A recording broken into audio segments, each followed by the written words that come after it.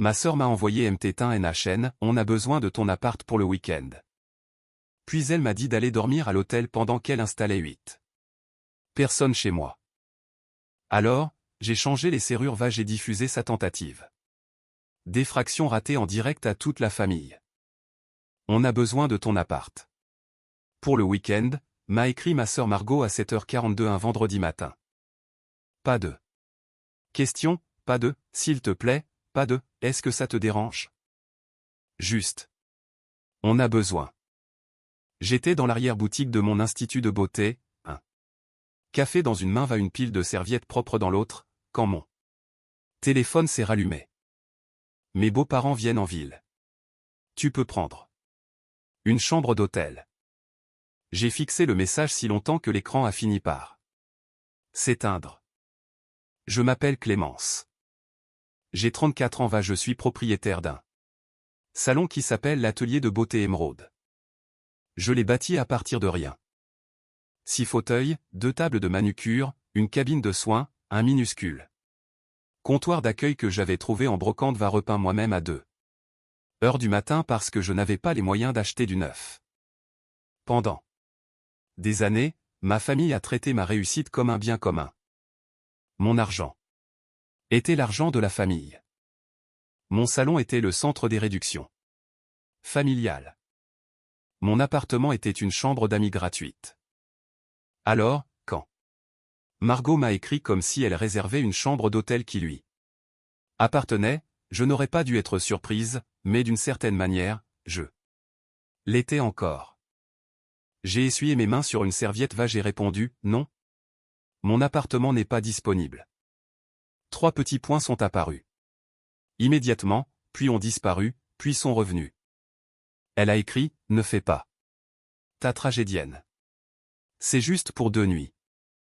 J'ai eu un rire nerveux, pas parce que c'était drôle, mais parce que mon corps ne savait pas comment réagir autrement. 2 nuits. Pour Margot, 2 nuits signifiaient qu'elle allait débarquer avec des valises, de la nourriture, des chargeurs d'enfants, des trousses de maquillage, des serviettes mouillées, absolument aucune intention de rendre mon chez-moi dans l'état où elle l'avait trouvé. J'ai tapé, je ne suis pas là ce week-end. Je pensais que ça clore la discussion. Au lieu de ça, elle a répondu, parfait. J'utiliserai ton double des clés. J'ai senti un froid glacial m'envahir. Pas parce qu'elle avait une clé. Elle en avait une. Ou, du moins, elle le pensait. Ce que Margot ignorait, c'est qu'une semaine plus tôt, j'avais enfin fait installer des serrures connectées sur ma porte. La vieille clé dans son sac n'était plus qu'un morceau de métal inutile. Et à 18h18. Ce soir-là, quand elle est arrivée avec 8 personnes, 6 valises à roulettes, 2 sacs de sport, une poussette, l'assurance de quelqu'un qui n'a jamais entendu le mot « non » de sa vie, ma porte d'entrée ne s'est pas ouverte. Ma caméra a tout filmé.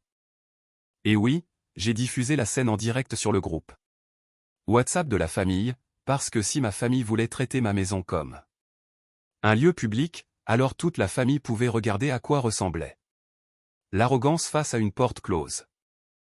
Margot moi n'avons jamais été proches de la manière chaleureuse sororale que les gens imaginent. Elle a 2 ans de moins que moi, mais mes parents l'ont toujours traité comme le bébé qu'il fallait protéger, alors que je devais être l'adulte supplémentaire de la maison. Quand nous étions enfants, si Margot cassait quelque chose, maman disait « Clémence, pourquoi tu ne la surveillais pas ?» Si Margot dépensait son argent de poche en un jour voulait le mien, papa disait « Partage, de toute façon. Tu gères mieux l'argent qu'elle. » Si Margot pleurait, tout le monde accourait pour la consoler. Si je pleurais, on me disait que j'étais trop sensible. À 16 ans, j'avais compris la règle familiale, Margot veut, Clémence fournit. Cette règle nous a suivis à l'âge adulte. Quand Margot s'est fiancée à Benoît, mes parents s'attendaient à ce que je participe au financement de sa fête de fiançailles parce que j'avais mon entreprise maintenant. Quand elle a voulu un maquillage professionnel pour son mariage, elle m'a demandé de fermer mon salon pendant une demi-journée pour maquiller tout le monde gratuitement. Quand j'ai dit que je pouvais offrir une réduction, mais pas travailler gratuitement. Pour 12 femmes, maman m'a appelé pour me dire, tu vas vraiment faire honte à ta sœur pour une question d'argent? Alors, je l'ai fait. J'ai fermé le salon. J'ai perdu une journée entière de réservation un samedi. J'ai acheté des produits de luxe. Et Margot s'est plainte que les cils d'une de ses demoiselles d'honneur faisaient trop naturel. Après le mariage, c'est devenu pire. Benoît venait d'une famille qui accordait une importance capitale aux apparences. Sa mère, Monique, portait des perles même pour le brunch du dimanche. Va disait des choses comme « Nous n'aimons pas vraiment le désordre ». Son père possédait une petite chaîne de magasins de bricolage avait la posture d'un homme qui attendait que chaque pièce remarque son entrée. Margot voulait désespérément les impressionner. Le problème était que Benoît vivait dans une maison de ville en location, un peu délabrée avec une peinture qui s'écaillait, 2 chiens hyperactifs une table de cuisine toujours encombrée de linge à repasser. Moi, je vivais seul dans un bel appartement de 3 pièces en plein centre-ville, très lumineux. Ce n'était pas un château, mais c'était à moi. Je l'avais acheté après 12 ans de travail acharné. Je faisais des épilations de sourcils avant l'aube pour les infirmières qui prenaient leur service. Je restais tard pour les futurs mariés. J'ai suivi des formations. Appris la dermoesthétique, réinvesti chaque euro. Je mangeais mes repas sur le pouce, debout au-dessus de mon évier, en faisant semblant de ne pas être épuisé. Quand le salon est enfin devenu rentable, j'ai acheté cet appart. J'ai choisi le parquet, les rideaux crème, le canapé en velours vert. J'ai économisé. Pour les lampes en laiton. Chaque recoin représentait une nuit où j'avais continué alors que j'avais envie de tout lâcher. Pour ma famille, cela représentait juste une commodité. La première fois que Margot a demandé à l'utiliser, elle a dit que sa climatisation était en panne qu'elle avait besoin d'un endroit propre pour une nuit. Une nuit s'est transformée en 4. Je suis rentré j'ai trouvé des taches de vin sur mon tapis, du fond de teint étalé sur mes serviettes d'invité, un plateau en céramique fêlé dans l'entrée. Mon frigo vidé comme si une nuée de sauterelles était passée par là. Quand je lui ai demandé de remplacer le plateau, elle a levé les yeux au ciel en disant qu'il était sûrement déjà cassé. Maman m'a dit, ne gâche pas ta relation avec ta sœur pour un plat. La deuxième fois, Margot a dit que les cousins de Benoît étaient en ville qu'ils avaient juste besoin de poser leur sac chez moi. Pendant qu'ils exploraient la ville, je suis rentré j'ai trouvé 6 personnes en train de regarder un film dans mon salon, les pieds sur la table basse, avec des boîtes de Uber Eats qui laissaient couler de la sauce sur mon plan de travail. Quand je suis entré, Margot a souri a dit, ah super, tu es là. On a besoin de plus de serviettes. La troisième fois, elle n'a même pas demandé. Elle a utilisé la clé d'urgence que j'avais donnée à ma mère des années auparavant, celle qui était censée servir pour de vraies urgences. Je suis rentré après une journée de 12 heures au salon j'ai trouvé Margot assise sur mon canapé en train de se mettre du vernis sur les orteils. Surprise. A-t-elle dit, on a eu une coupure de courant. J'ai regardé dehors, toutes les maisons de sa rue étaient éclairées. Quand j'ai confronté maman pour avoir donné l'accès à Margot, elle a soupiré comme si c'était moi la personne difficile. C'est ta sœur, Clémence. Tu vis seule, tu as de la place. Cette phrase m'a poursuivi partout. Tu vis seule, tu as de la place. Comme si le fait de ne pas être marié de ne pas avoir d'enfant signifiait que je n'avais pas droit à mon intimité. Comme si ma maison était vide tant que quelqu'un d'autre ne l'utilisait pas. Comme si le calme n'était pas un besoin vital. La goutte d'eau qui a fait déborder le vase est arrivée 2 semaines avant l'installation des serrures connectées. Je venais de terminer une Prestation pour un mariage au salon. J'avais les pieds gonflés, le dos en compote, je sentais la lacva les produits capillaires. Tout ce que je voulais, c'était prendre une douche, me faire un thé va m'endormir. Quand j'ai ouvert la porte de mon appart, j'ai su immédiatement que quelqu'un était entré. Mon plaid était mal plié. La cuisine sentait un parfum que je ne portais pas. Un verre traînait dans l'évier avec des traces de rouge à lèvres. Puis j'ai vu la porte de ma chambre ouverte. Je ne laissais jamais la porte de ma chambre ouverte. La lumière de mon dressing était allumée. 3 robes avaient été sorties jetées sur mon lit. L'un de mes sacs à main de luxe, la première chose chère que je m'étais offerte après un gros contrat, avait disparu de l'étagère. J'ai appelé Margot. Elle a répondu à la 4e sonnerie, en riant. En arrière-plan. « Est-ce que tu as pris mon sac noir ?» ai-je demandé. Il y a eu un silence. Puis elle a dit, « Détends-toi, je l'ai emprunté. » Emprunté. Sans demander, dans ma chambre, dans mon appartement fermé à clé. J'ai dit très calmement, « Rapporte-le ce soir. » Elle a grogné, « Je suis au dîner avec les parents de Benoît. J'avais besoin de quelque chose de chic. Ne sois pas bizarre. » Ma main s'est crispée sur le téléphone. « Tu es entré chez moi, vas-tu appris mon bien. » Mon Dieu, Clémence, on dirait un rapport de police. J'aurais peut-être dû en faire un, justement. À la place, j'ai exigé le retour du sac le lendemain matin. Elle me l'a rendu avec une rayure sur le fermoir un ticket de caisse à l'intérieur provenant d'un restaurant que je ne pouvais pas me payer. Quand j'avais son âge. Quand j'en ai parlé à maman, elle a dit, au moins. Elle te l'a rendu. C'est à ce moment-là que j'ai commencé à passer des appels. Pas à ma famille, mais à un serrurier. Le système de serrure intelligente a été installé le mardi suivant. Nouveau pavé numérique, nouveau pen dormant. Sonnette vidéo avec audio, chaîne de sécurité intérieure renforcée. Les anciennes clés étaient désactivées. J'ai prévenu la gestion de l'immeuble que personne d'autre que moi n'avait l'autorisation d'accéder à mon unité. J'ai aussi changé mon code d'alarme. Je ne l'ai pas annoncé. Je ne l'ai pas expliqué. J'ai simplement décidé que mon foyer n'était plus un centre social pour des gens qui ne me respectaient pas.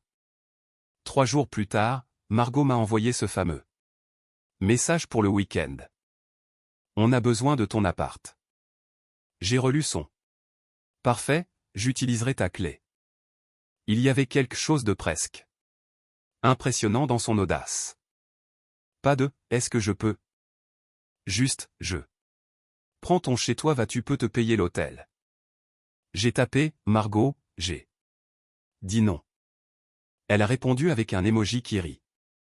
Tu es toujours comme ça avant. De te calmer. Je n'ai pas répondu. À 20h05, maman a appelé. J'ai laissé sonner. À 20h07, papa a appelé. J'ai laissé sonner. À 20h10, le groupe familial a explosé. Maman, Clémence, s'il te plaît, ne commence pas un drame. Les beaux-parents de Margot sont importants. Papa, c'est juste un week-end. Sois raisonnable. Tante Carole, tu as un si bel endroit, ce serait égoïste de ne pas partager. Margot, elle essaie juste de tout contrôler. J'ai déjà dit à Monique qu'on pouvait loger là-bas. Voilà la vraie raison. Elle avait déjà promis mon appartement à sa belle-mère. Elle avait probablement vanté là. Vu, les chambres d'amis, faisant croire qu'elle avait tout organisé parce qu'elle était généreuse influente. J'ai fixé les messages pendant qu'une d'eux. Mes esthéticiennes, Tasha, entrait dans la réserve s'arrêter net. Ça va ? M'a-t-elle demandé. J'ai levé les yeux. Ma sœur vient de m'informer qu'elle installe 8 personnes chez moi ce week-end. Tasha a écarquillé les yeux. Elle est folle ? J'ai failli l'embrasser pour avoir dit ce que personne dans ma famille n'aurait jamais osé dire. J'ai passé le reste de la journée à travailler. Couleur, lamination de sourcils, soins du visage, une mariée qui pleurait de joie parce que son essai maquillage la rendait enfin belle. De vrais problèmes, de vraies personnes, des gens qui prenaient rendez-vous, payaient des acomptes va disaient merci. De temps en temps, mon téléphone vibrait. Margot. Je serai là vers 18h. Maman, s'il te plaît, ne fais pas honte à ta sœur. Papa, la famille, ça s'entraide. Margot, et assure-toi qu'il y ait des draps propres sur les 2 lits. Je n'ai pas répondu. À 17h51, j'étais encore au salon, assise dans mon bureau, porte fermée. Ma dernière cliente était partie. Les lumières de l'entrée étaient tamisées. Dehors, la rue prenait des teintes dorées avec le coucher du soleil. Mon téléphone a bipé, mouvement détecté à la porte d'entrée. J'ai ouvert l'application de la caméra Vail. Était là. Margot se tenait dans le couloir, vêtue d'un jean blanc, ses lunettes de soleil oversize sur la tête, avec un sourire qui disait qu'elle croyait que le monde entier lui devait obéissance. À côté d'elle, Benoît tenait 2 valises va semblait nerveux. Derrière eux se tenait Monique va. Jean-Pierre, ses parents, habillés comme s'ils allaient s'enregistrer dans un palace. Il y avait aussi le frère de Benoît, Étienne, avec un sac à dos, sa petite amie Clara qui filmait quelque chose avec son téléphone, la grand-mère de Benoît, petite va sévère, agrippant la poignée d'une valise à fleurs, va là. Tante Denise qui tenait un oreiller de voyage va avait l'air confuse. 8 personnes. 8. Dans mon couloir avec leurs bagages. Margot s'est penchée vers la porte va a dit joyeusement, et voilà, on y est. Puis elle a sorti sa clé, ma vieille clé. Elle l'a insérée dans la serrure. Elle n'est pas rentrée jusqu'au bout. Elle a froncé les sourcils, a réessayé, a secoué la poignée, a ressorti la clé, l'a regardée, va a réessayer plus fort. La serrure connectée restait là, silencieuse va narquoise. Je regardais tout ça depuis mon bureau au salon, mon café refroidissant à côté de moi. Margot a ri nerveusement. C'est bizarre. Benoît a changé les valises de main. Tu es sûr que c'est la bonne clé? Oui, Benoît, je suis sûr. Je l'ai déjà utilisée. L'expression de Monique a changé subtilement, mais je l'ai vue. Ce petit éclair de confusion. Tu l'as déjà utilisée, a-t-elle demandé. Margot l'a ignoré va à frapper à la porte. Pas un coup poli. 3 coups secs. Clémence, a-t-elle appelé. Je n'étais pas à la maison, exactement comme je l'avais dit. Elle a sorti son téléphone va m'a appelé. J'ai vu son nom clignoter sur mon écran. J'ai rejeté l'appel. Elle a rappelé, j'ai rejeté. Alors le groupe familial a explosé. Margot. Ta serrure est cassée. Maman, Clémence, réponds à ta sœur. Papa. Ouvre la porte à distance si tu peux. Tante Carole, c'est puéril. J'ai regardé à nouveau le flux vidéo.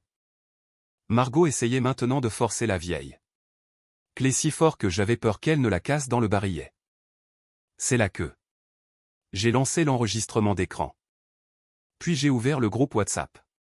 Familial va j'ai envoyé le lien du direct de la caméra. En dessous, j'ai tapé. Puisque tout le monde pense que je devrais céder ma maison sans mon consentement, vous pouvez regarder ce qui se passe quand quelqu'un essaie d'entrer dans un appartement verrouillé après s'être vu dire non. Pendant environ 10 secondes, personne n'a rien écrit. Sur la caméra, le téléphone de Margot a vibré. Elle a regardé. Son visage a changé. L'assurance s'est envolée. La première, puis la colère est arrivée. Elle a regardé directement la caméra. Tu te fous de moi, a-t-elle sifflé. Benoît a levé les yeux lui aussi. Il y a une caméra. Le sourire de Margot est revenu brusquement, mais il était trop crispé. Oh mon Dieu, a-t-elle dit d'une voix forte, jouant la comédie. Maintenant, Clémence, ouvre la porte, c'est ridicule. J'ai tapé dans le groupe, je n'ouvre pas. Je lui ai dit non ce matin. Maman a répondu. Instantanément, tu es en train d'humilier ta sœur. J'ai écrit, non. Elle est debout devant mon appartement avec 8 personnes après m'avoir dit que je pouvais aller à l'hôtel. Tante Carole, les affaires privées de la famille ne devraient pas être diffusées. J'ai répondu, alors peut-être que les membres privés de la famille ne devraient pas essayer d'entrer par effraction chez moi. Ce mot a fait son effet. Effraction.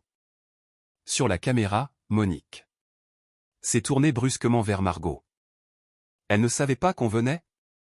La bouche de Margot s'est ouverte, refermée, puis rouverte. Elle savait. Elle fait juste l'intéressante. Benoît l'a fixée. Margot, quoi? Elle sait. Emporté, tais-toi. Tu as dit que Clémence avait proposé. Le couloir est devenu silencieux. Je me suis rapproché de mon téléphone. C'était là, la faille. Margot ne leur avait pas dit la vérité. Elle n'avait pas dit, ma sœur a dit non mais j'ai les clés.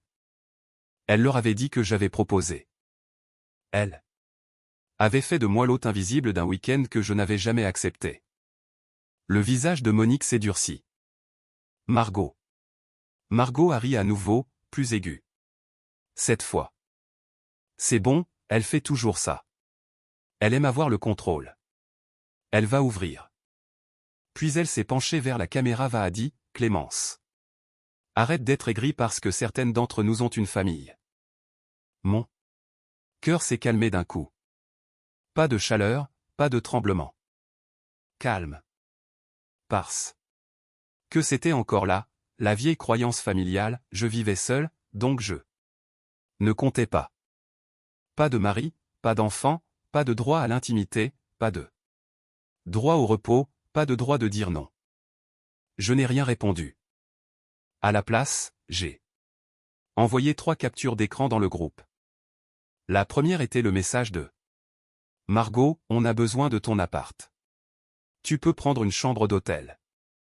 La deuxième était ma réponse, non, mon appartement n'est pas disponible. La troisième était sa réplique, parfait, j'utiliserai ta clé.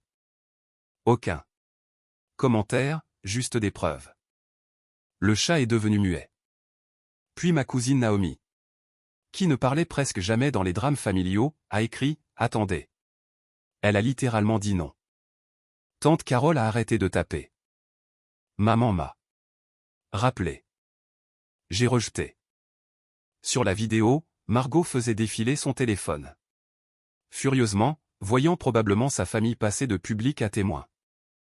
Benoît a posé les valises au sol. Tu m'as dit qu'elle était ravie de nous recevoir. Margot a chuchoté quelque chose que je n'ai pas entendu. La caméra a capté.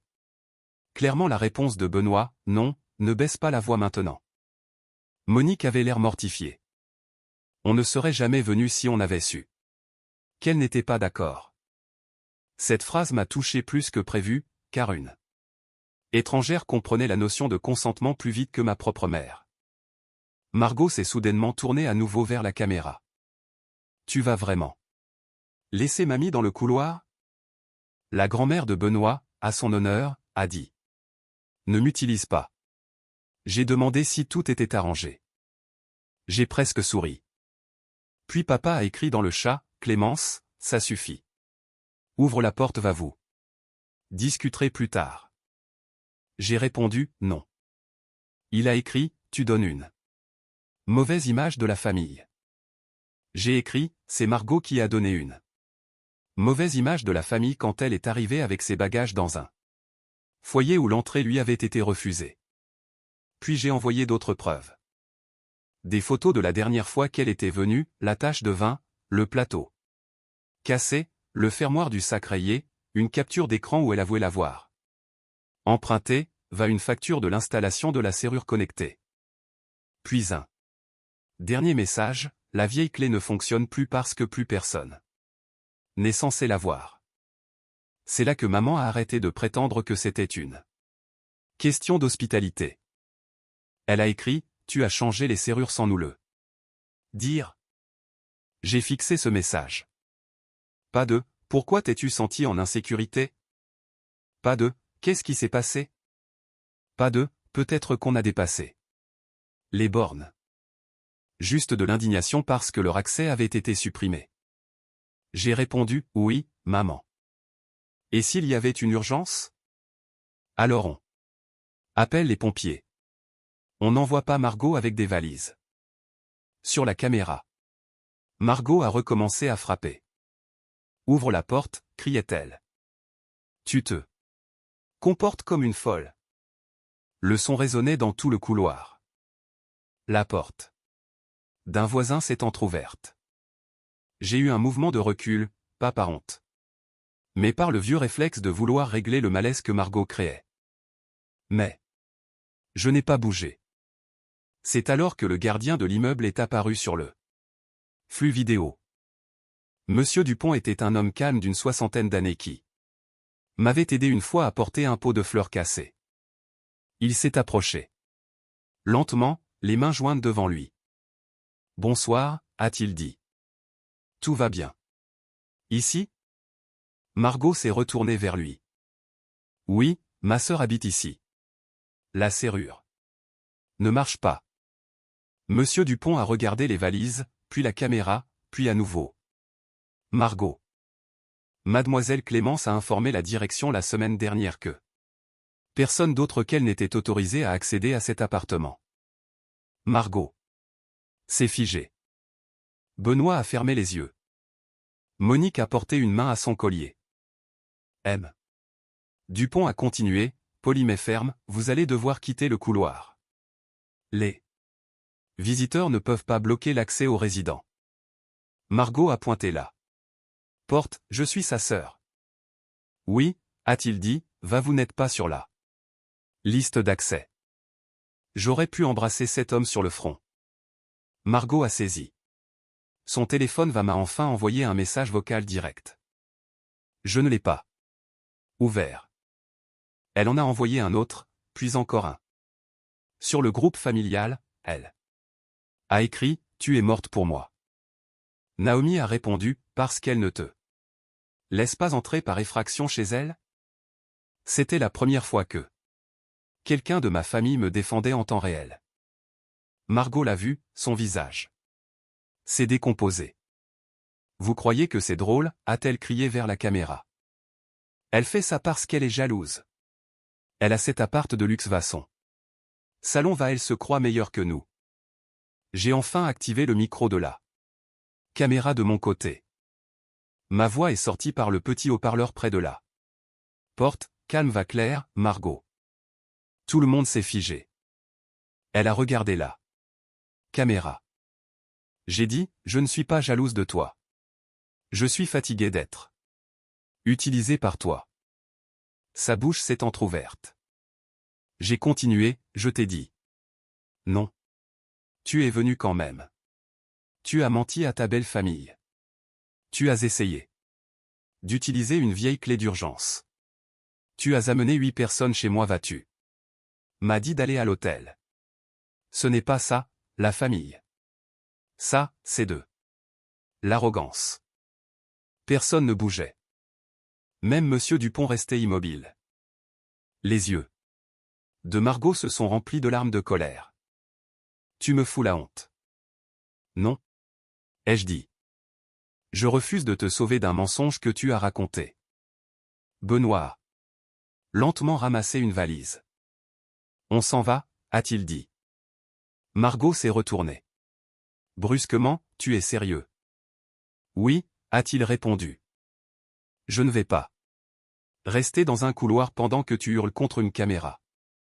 Monique a regardé vers la sonnette a dit, Clémence, je suis vraiment désolé. On nous avait dit que tout était arrangé. Je l'ai cru, va d'une certaine façon. Ça m'a rendu encore plus triste parce que Margot ne m'avait pas seulement utilisé, moi, elle les avait utilisés, eux aussi. Le groupe a commencé à rassembler les bagages. Le couloir ressemblait à un terminal d'aéroport après un vol annulé.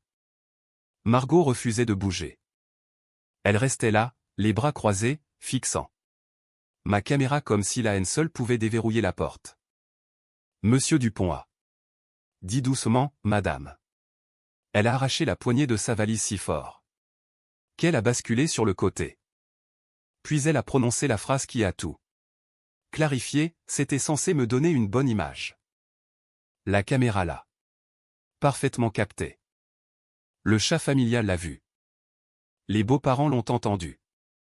Benoît l'a entendu. Et je l'ai entendu depuis mon bureau au salon, assise dans la lueur tranquille de mon écran. Pas de « on avait besoin d'aide », pas de « on n'avait nulle part où aller », pas de « je suis désolé ». Juste, c'était censé me donner une bonne image. Mon appartement avait été un décor de théâtre. Mon travail avait été un accessoire. Ma réussite était un costume que Margot voulait porter devant des gens qu'elle mourait d'envie d'impressionner. Et j'étais censé disparaître dans un hôtel pour qu'elle puisse jouer là. Maîtresse de maison dans une vie que j'avais construite. Ils sont partis 6 minutes plus tard. Margot a été la dernière à s'éloigner. Avant de tourner le coin, elle s'est approchée de la caméra va chuchoter, tu vas le regretter. J'ai sauvegardé le clip, pas parce que je comptais l'utiliser, mais parce que j'avais appris à ne jamais me fier à la mémoire de ma famille sur les événements.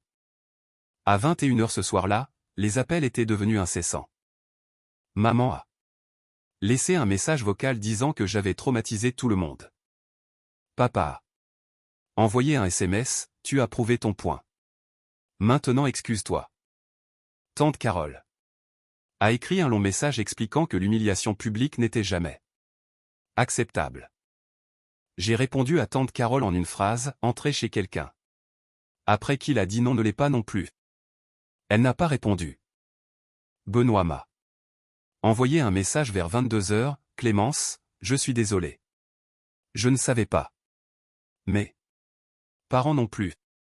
Margot nous a dit que tu avais proposé ton appartement parce que tu partais. On est à l'hôtel. Je ferai en sorte que personne ne te contacte. Ce soir. J'ai lu ce message 3 fois. Puis j'ai répondu, merci de me le dire. J'espère que ta famille va bien. Il a répondu, ils ont honte, mais ça va. Je suis désolé qu'elle t'ait mise dans cette position. C'était étrange de recevoir des excuses de la personne la moins responsable.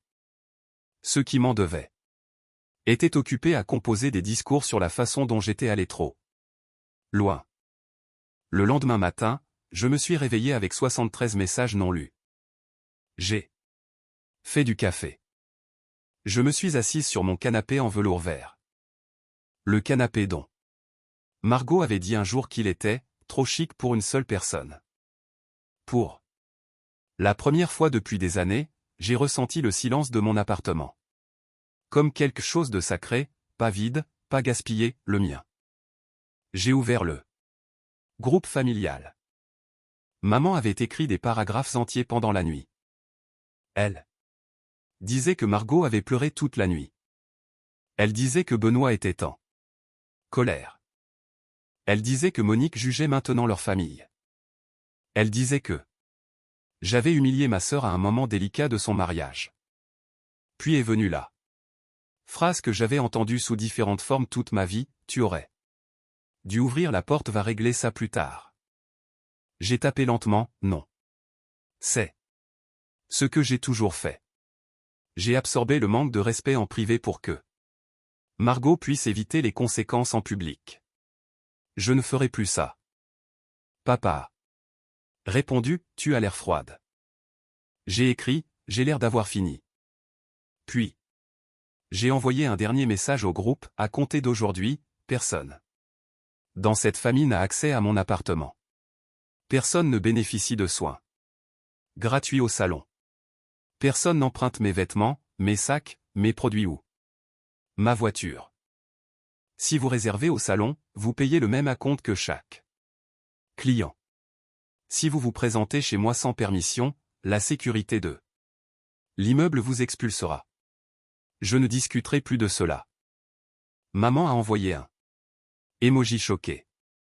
Tante Carole a écrit, c'est extrême. Naomi a écrit. Honnêtement, c'était prévisible. Cela a déclenché une deuxième guerre. Pas entre moi va Margot, mais entre ceux qui avaient vu le schéma pendant des années. Va ceux qui en profitaient.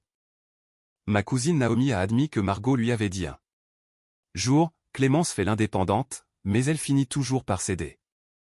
Mon oncle a dit qu'il pensait que tout le monde savait que Margot m'utilisait trop. Tante Carole a dit que ce n'était pas le moment.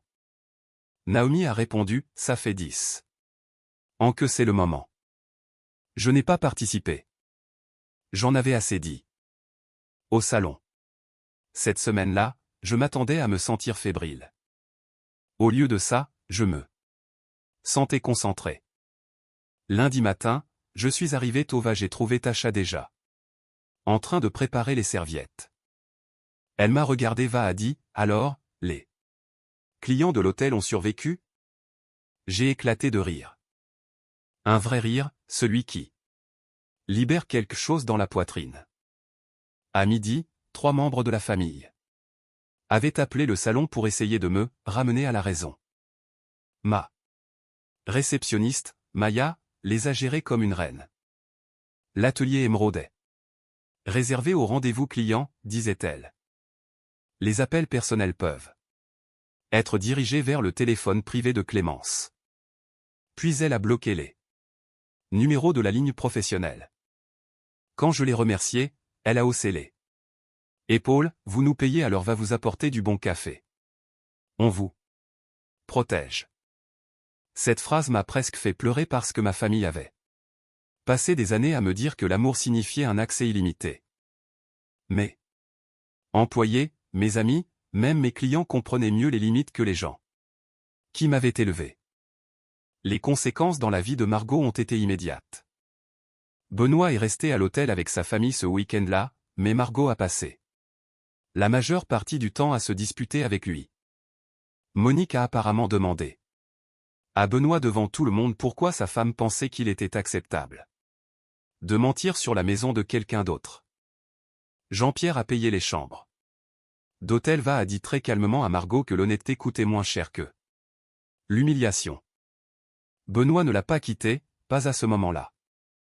Mais quelque chose a basculé. Une semaine plus tard, Margot m'a écrit. Pas d'excuses, bien sûr que non. Elle a écrit, j'espère que tu es contente. Les parents de Benoît me prennent pour une menteuse. J'ai répondu, tu as menti. Elle a écrit. Tu n'étais pas obligée de m'exposer.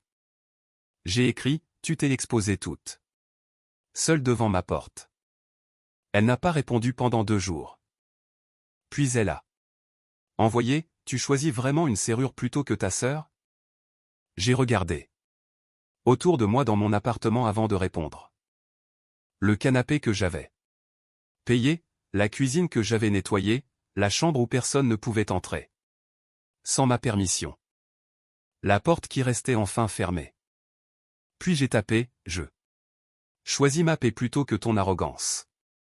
Elle m'a bloqué pendant un moment. De toute façon, maman a tenté une approche différente. Elle est venue au salon un jeudi après-midi sans rendez-vous. Je finissais une consultation quand Maya est entrée dans la pièce, a dit doucement, ta mère est là.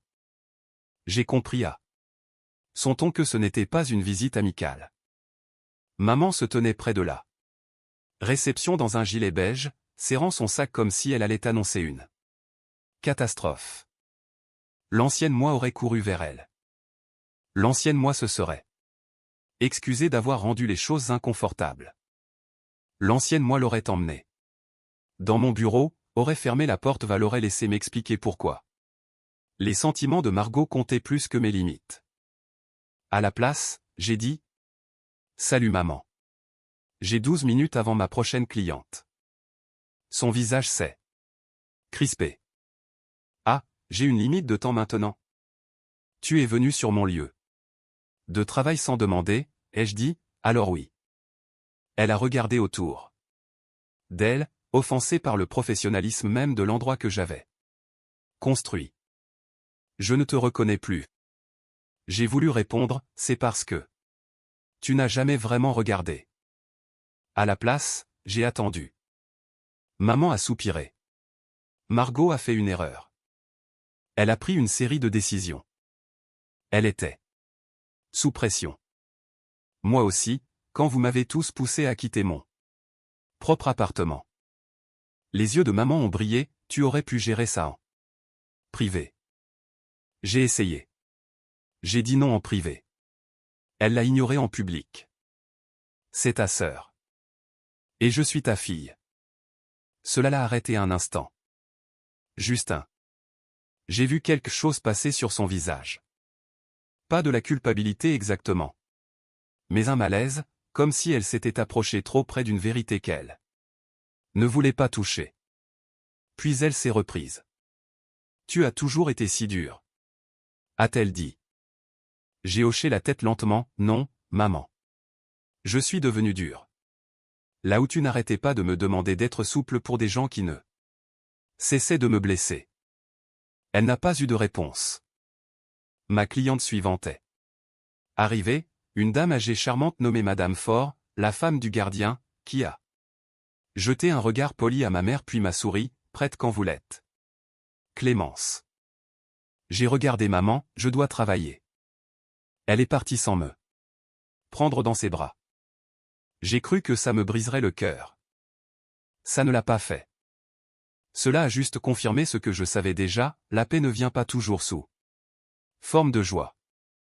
Parfois, elle vient sous forme d'absence de panique, d'absence d'explication, d'absence de tension chaque fois que ton téléphone s'allume. Dans les semaines qui ont suivi, ma vie est devenue plus calme. Pas un calme parfait. Margot m'a débloqué 2 fois pour envoyer des messages dramatiques. Puis m'a rebloqué quand je ne l'ai pas poursuivi. Papa a envoyé un SMS disant « L'orgueil te coûtera ta famille ». J'ai répondu « Le manque de respect là. » Déjà fait. Tante Carole a posté des citations vagues sur le pardon en ligne. Naomi m'a envoyé un message privé disant « J'aurais aimé parler plus tôt ». Je lui ai dit « Tu as parlé quand ça comptait ». Benoît a écrit une dernière fois. Pour dire qu'il avait fait réparer la petite rayure que la valise de Margot avait faite sur le mur du couloir va s'est encore excusé. Je lui ai dit que j'appréciais, j'en suis resté là. Pas de potin, pas de tournée de vengeance, pas besoin de continuer à prouver mon bon droit. La vidéo existait. Les captures d'écran existaient, mais plus important encore, la limite existait. Un dimanche matin, environ un mois plus tard, je me suis réveillé sans réveil. La lumière du soleil filtrait à travers les rideaux crème. Mon appartement sentait le café va la bougie à la lavande que je ne faisais brûler que quand j'étais seul. J'ai fait des pancakes, mal d'ailleurs, parce que je suis excellente pour dessiner des sourcils mais médiocre pour le petit déjeuner. Je les ai mangés quand même, dans ma propre assiette, à ma propre table, dans mon propre foyer. Pas de valise dans le couloir. Pas de sœur fouillant dans mon dressing. Pas de mère me disant d'être raisonnable. Personne pour décider que mon espace comptait moins parce que j'avais travaillé assez dur pour le rendre beau. Plus tard ce jour-là, j'ai reçu du monde chez moi pour la première fois.